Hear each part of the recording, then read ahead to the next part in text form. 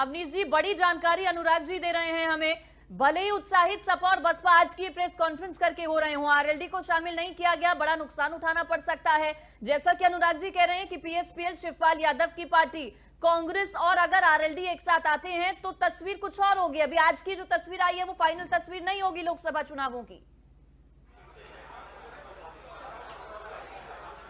ठीक है, बिल्कुल सही बात है। जिस तरह के समीकरण है उत्तर प्रदेश के, उनमें अगर वोटों का विभाजन हुआ तो एक बार फिर गठबंधन हो या फिर दूसरे सियासी दल तीसरा विकल्प बना करके उत्तर प्रदेश में सामने आए, बीजेपी के मुश्किल भरी राह जरूर होगी। उत्तर प्रदेश में सीधे तौर पर इस महागठबंधन को बनाने के पीछे जो गणित था, वो गणित लोकसभा चुनाव 2014 को लेकर के ही था, किस तरीके से वोटों का विभाजन जो है वो रोका जाए और उसी विभाजन को रोकने के आधार पर बीजेपी को उत्तर प्रदेश में बड़ी शिकस्त दी जाए। लेकिन जिस तरीके से आरएलडी को या कांग्रेस पार्टी को इस गठबंधन से अलग किया गया है, अगर इन पार्टियों ने एक साथ तमाम छोटे दलों को लेकर के कोई मोर्चा बनाया तो उत्तर प्रदेश में कई सारी ऐसी सीटों पर, खासतौर पर जिस तरह की सफलता की उम्मीद जो है महागठबंधन उत्तर प्रदेश के अलग अलग इलाकों में कर रहा है, वो सफलता जो है वो कहीं दूर की कौड़ी साबित हो सकती है। खासतौर पर जिस तरीके से महागठबंधन के दोनों चाहे प्रमुख नेता रहे हो मायावती या अखिलेश यादव, जिस तरीके की भाषा में खासतौर पर कांग्रेस पार्टी से दूरी अपनी बता रहे थे, वो सीधे तौर पर ये जताता है कि आने वाले वक्त में भी कहीं न कहीं कांग्रेस पार्टी और आरएलडी के नेताओं से बातचीत का रास्ता थोड़ा बहुत जरूर खुला हुआ है। ये जरूर जिस तरीके से कांग्रेस के राष्ट्रीय अध्यक्ष या फिर सोनिया गांधी के लिए सीट पर उम्मीदवार न खड़ा करने का फैसला, 2 सीटें जो सांकेतिक रूप से इशारा करती है कि आरएलडी के दोनों नेताओं यानी जयंत चौधरी और अजीत चौधरी के समर्थन में छोड़ी जाने की बात, ये 4 सीटें छोड़ने की जो बात थी वो कहीं ना कहीं इस बातचीत को आगे बढ़ाने की बात थी। शायद महागठबंधन के नेताओं को भी इस बात का अंदेशा है कि वोटों का बंटवारा चाहे उत्तर प्रदेश के पश्चिमी हिस्से में हो, पूर्वी हिस्से में हो या फिर मध्य उत्तर प्रदेश में हो, हर तरफ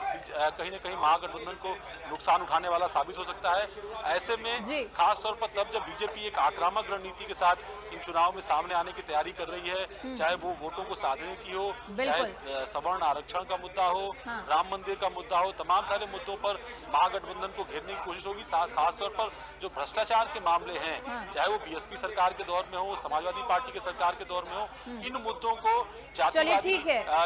अवनीश जी, आपके पास मैं लौटूंगी, एक बार फिर से आप बने रहिए हमारे साथ।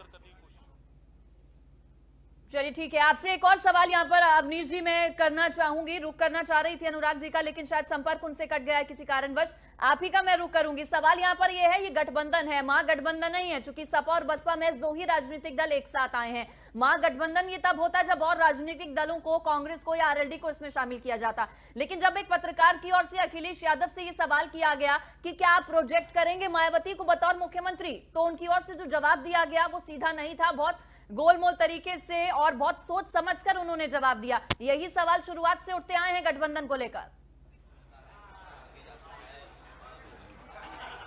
देखिए, मुश्किल भरी मेज पर बैठना भी थी, क्योंकि जिस तरीके से गठबंधन, जिस तरीके से इस गठबंधन की शुरुआत हुई, आपको याद होगा एक